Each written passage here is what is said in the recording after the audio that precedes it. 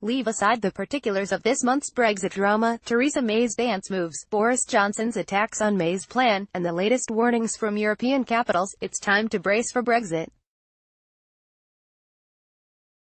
Let's focus on the few geopolitical certainties we know will follow the UK's exit from the European Union, on whatever terms it comes. Start across the Atlantic. Brexit won't do the special relationship between the US and Europe any favors. An EU without the UK is a much weaker partner for Washington when US-EU interests align, and a much weaker foil when those interests collide. Yes, many of the issues currently dividing the US from Europe have been a long time coming. Differences over Russia policy, NATO funding and Middle East adventurism have strained US-European relations before. But Brexit undermines the transatlantic alliance across the board, because Brexit challenges will divert Brussels' overall energy and attention away from working with Washington to help bridge their divides.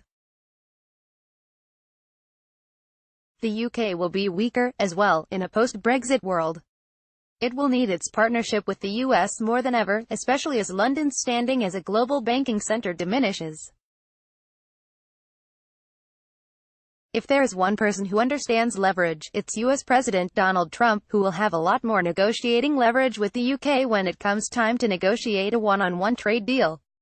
This contrasts directly with the economic message that Leave campaigners pushed in the run-up to the Brexit referendum in June 2016.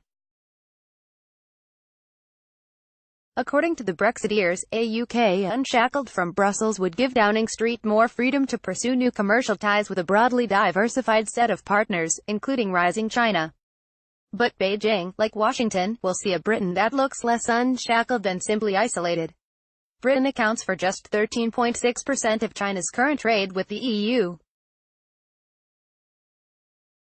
Given Beijing's current trade standoff with the US, and the high likelihood that this is only the beginning of a broader confrontation between the world's established and rising powers, China will want less political drama, not more, in its global trade negotiations.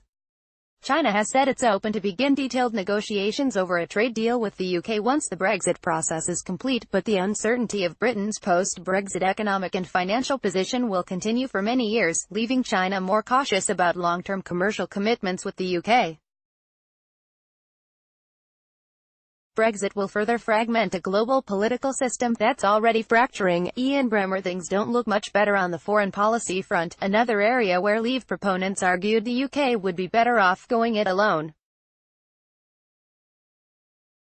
With a current US president who is well disposed toward Russia and a Europe adopting a policy toward Russian President Vladimir Putin grounded in a pragmatic acceptance of economic realities, particularly on the need for Russia's energy exports, the UK has chosen a bad time to strike out on its own. Friendships matter in geopolitics, and while the UK can certainly become a legitimate world power in its own right, it hasn't had to chart its own foreign policy in decades. It will begin doing so in the most volatile geopolitical environment the world has seen since World War II, leaving little room for error. Then there is the future of a post-Brexit European Union. Britain's bolt from the EU fold won't immediately threaten the EU.